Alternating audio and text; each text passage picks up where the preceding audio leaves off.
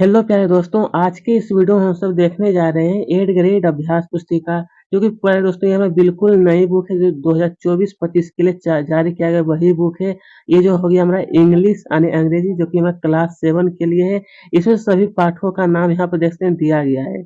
यह बिल्कुल नई बुक है दोस्तों, और इसमें सभी हम जो देखने जा रहे हैं को लेसन नंबर 7, जिसका नाम दिया है the lost camel. The lost camel. ये देखिए दोस्तों, लेसन नंबर 7 जिसका नाम दिया गया है द लोस्ट केमल, यानी कि खोया हुआ ऊंट। तो चलिए इसके सभी क्वेश्चन आंसर देखेंगे और विथ एक्सप्लेन भी किया जाएगा हिंदी के साथ। दोस्तों ये जो आप देख रहे हैं बस 2024-25 वाला यह पीडीएफ बनाया गया है। यहाँ पर आपको बिल्कुल अच्छी तरह से नोट कर सकते हैं आप अच्छी तरह से, और यहाँ पर दोस्तों इंग्लिश के साथ साथ हिंदी भी आपको एक्सप्लेन किया जाएगा, हिंदी भी समझाया जाएगा, ठीक है, ताकि आपके पास कोई भी दिक्कत ना रहे। तो चलिए क्वेश्चन नंबर 1 में आखिर कहा है कि tell the number of question ask by the old man, यानी कि दोस्तों इसमें से कहा गया है कि ये जो बूढ़े व्यक्ति जो था दोस्तों, बूढ़े व्यक्ति द्वारा कितने प्रश्न पूछा गया था। ऑप्शन है कि 4, 5, 6 या फिर 7। तो ये हो जाए दोस्तों हमारा 5 क्वेश्चन पूछा गया था, ठीक है, बूढ़े व्यक्ति के द्वारा। चलिए अब यहाँ पर देखिए क्वेश्चन नंबर 2 में क्या है कि वी वेयर फ्लाइंग अराउंड, यानी यानी क्या है, मधुमक्खियां चारों ओर उड़ रही थी। तो किसके चारों ओर उड़ रही थी? ऑप्शन है वेट यानी गेहूं, होनी यानी मधुमक्खी। तो वही है दोस्तों, मधुमक्खी के चारों ओर वो उड़ रही थी। चलिए अब दिया है question number 3, which animal does not have hooves, यानी यानी इसमें से कहा गया है कि किस जानवर के खुर नहीं होते हैं।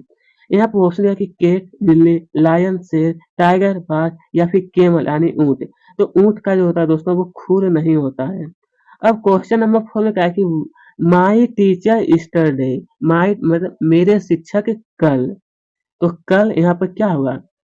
मेट। यहाँ पे इसका सही उत्तर हो जाएगा हमारे दोस्तों ये डी नंबर। डी में आपको टिक लगाना है, मेट में आपको टिक लगा लेना है। मेट का मतलब होता है क्या दोस्तों? बैठक। मेट का मतलब होता है दोस्तों मिले। मेट का मतलब क्या होता है? मिले, ठीक है। चलिए इसी में टिक लगाना है। अब देखिए यहाँ पर क्वेश्चन नंबर 5 में क्या है, write the feminine gender of the word lion, यानी कि जो लायन है, लायन शब्द का स्त्रीलिंग क्या होगा? लायन शब्द का स्त्रीलिंग ऑप्शन दिया कि लायन, लायंस, लायननेस। तो वही हो जाए दोस्तों, लायननेस का मतलब होता है दोस्तों हमारा शेरनी। क्या होता है? शेरनी। लायन का मतलब होता है शेर, और लायननेस का मतलब होता है शेरनी, ठीक है। चलिए अब आगे देखते हैं आखिर क्वेश्चन नंबर 6 यहाँ पर भरने वाला प्रश्न है रिक्त स्थान का। जैसा कि यहाँ पर कहा गया है कि 1 मिनट रुक जाइएगा। हाँ, a person who buy and sell goods is called, यहाँ पर आपको बना दोस्तों गुड्स सेलर। क्या बना? गुड्स सेलर, यानी कि कहा गया है कि सामान खरीदने और बेचने वाले व्यक्ति को क्या कहते हैं? गुड्स सेलर, यानी कि सामान बेचने वाला कहते हैं, ठीक है। यही इसका हिंदी होता है। The camel are found generally, generally यहाँ पर आपको बना दोस्तों डेजर्ट। क्या बना? डेजर्ट, यानी कि ऊंट सामान्यतः रेगिस्तान में पाया जाता है। केमल का मतलब होता है दोस्तों ऊंट। तो ऊंट मुख्य रूप से दोस्तों ना वो रेगिस्तान में ही पाया जाता है।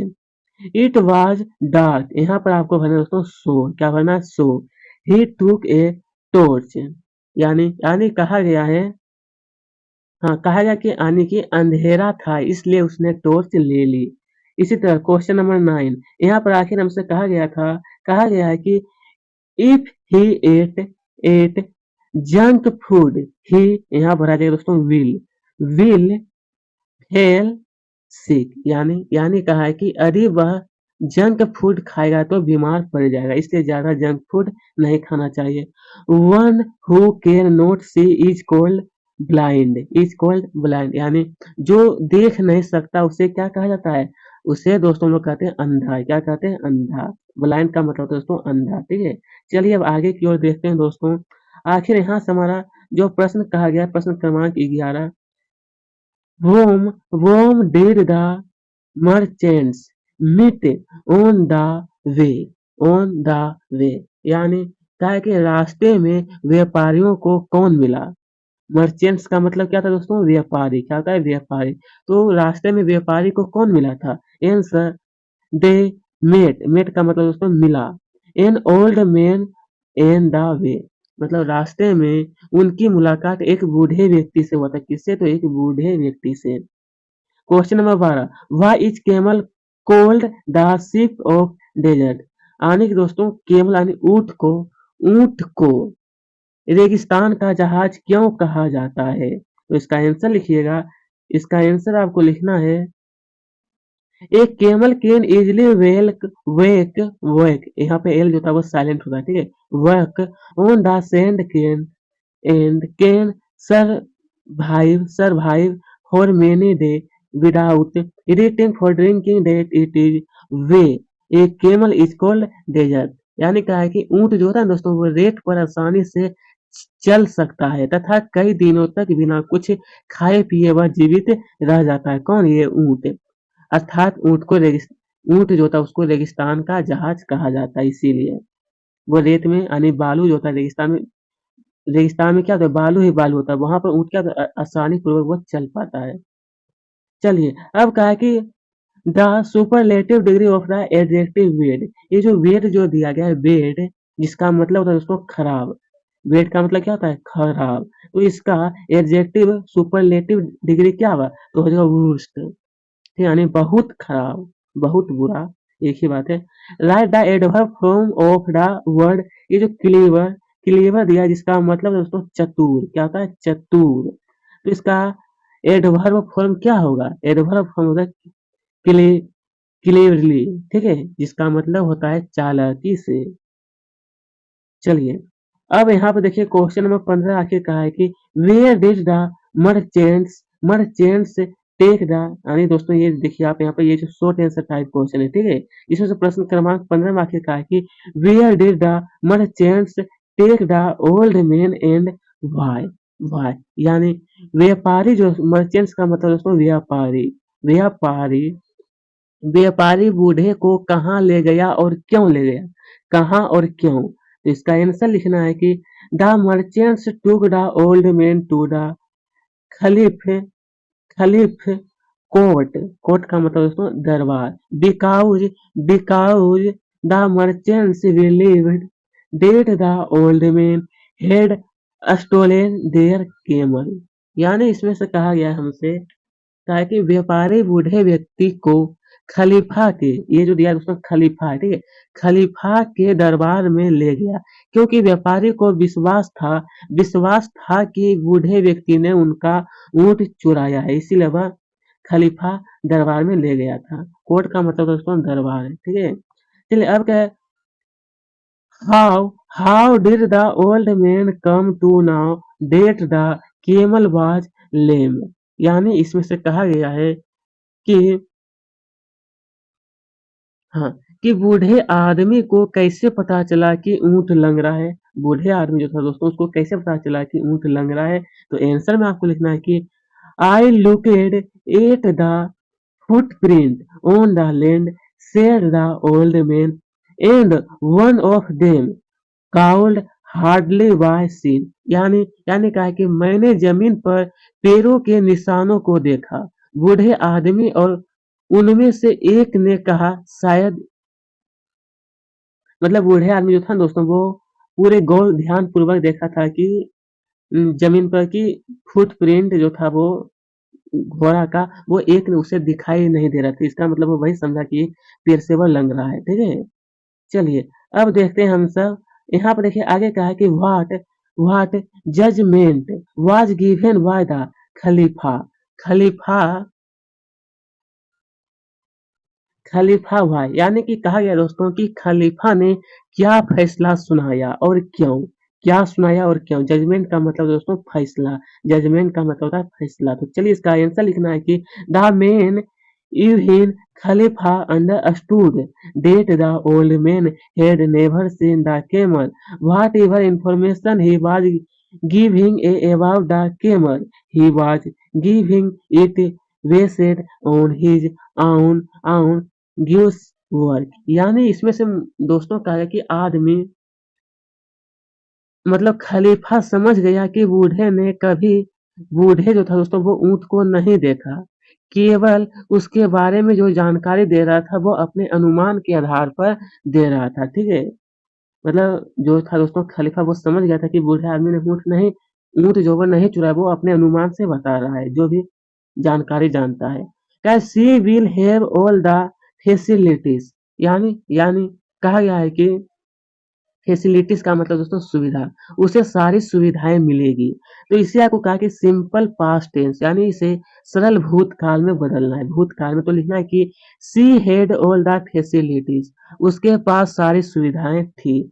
अब कहा गया आखिर हमसे दोस्तों लॉन्ग आंसर टाइप क्वेश्चन, इसमें से कहा है advertisement for the charity for the poor, यानी गरीबों के लिए दान हेतु विज्ञापन। दोस्तों आपकी बुक में देखिएगा तो एक चित्र दिया गया है, यहाँ पर देखिए दोस्तों एक चित्र दिया गया है, हालांकि यहाँ पर मैंने नोट चित्र अच्छी तरह से मैं नहीं बना पाया हूँ। यहाँ पे इस तरह का एक चित्र दिया गया है, जो कि वहाँ पर क्या है, गरीबों को दान हेतु एक विज्ञापन बताया गया है।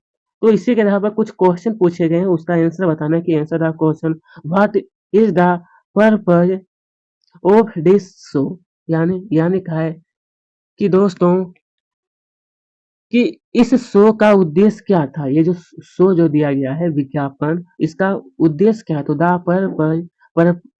पर्पस द पर्पस का मतलब दोस्तों उद्देश्य of this show is to entertain children. यहाँ पर ये नहीं दोस्तों, इंटरटेन चिल्ड्रेन नहीं है, यहाँ पर होगा पुअर, यहाँ पर हो जाए दोस्तों हमारा पुअर। तो इसका उत्तर हो जाएगा कि the purpose of this show is to charity for poor होगा, ये थोड़ा मिस्टेक हो गया यहाँ पर, ठीक है, ये आपको लिख लेना है। चलिए, मतलब आखिर कहा गया कि यह जो दिया गया है, मतलब इस शो का जो मकसद है वो गरीबों को दान देने का है, ठीक है। आपको यहाँ पर भरना चैरिटी ऑफ पुअर, ठीक है। अबे how many show are there in a day, यानी कि कहा गया है कि एक दिन में कितने शो होते हैं, कितने शो। इसका उत्तर लिखना है कि they are four show in a day, मतलब एक दिन में 4 शो होता है। In what way can you help the poor, यानी कहा कि आप किस प्रकार गरीबों को मदद कर सकते हैं, किस प्रकार।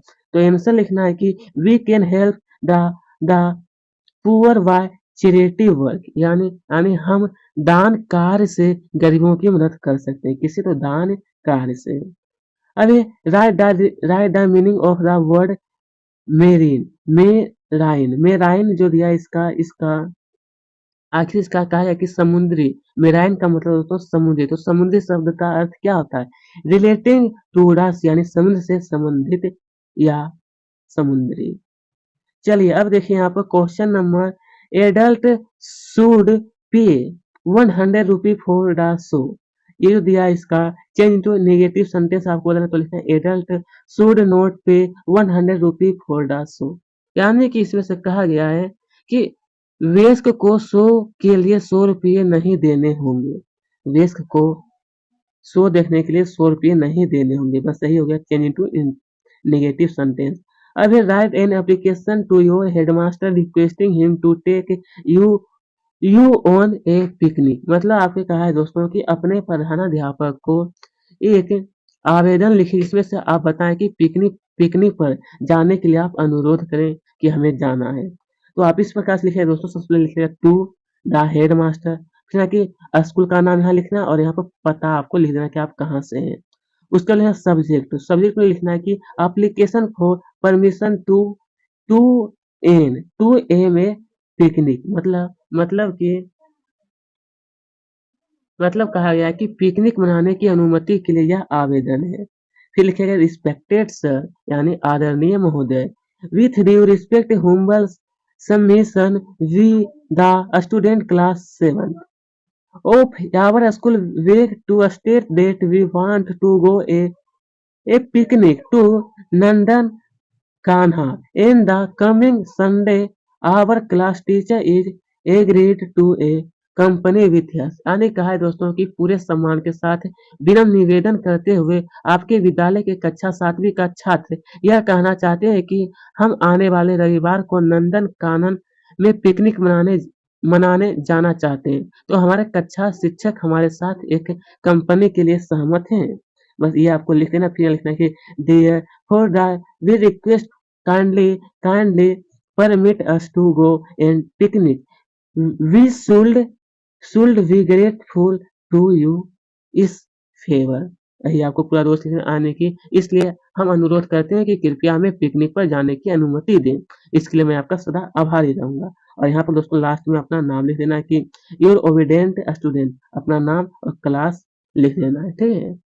चलिए अब देखेंगे, तो दोस्तों आज का ये वीडियो हमारा यहीं पर समाप्त। तो मैंने इस लेसन का सभी क्वेश्चन आंसर एक एक करके सोल्व करे। अगर अभी तक हमारे चैनल को सब्सक्राइब नहीं किया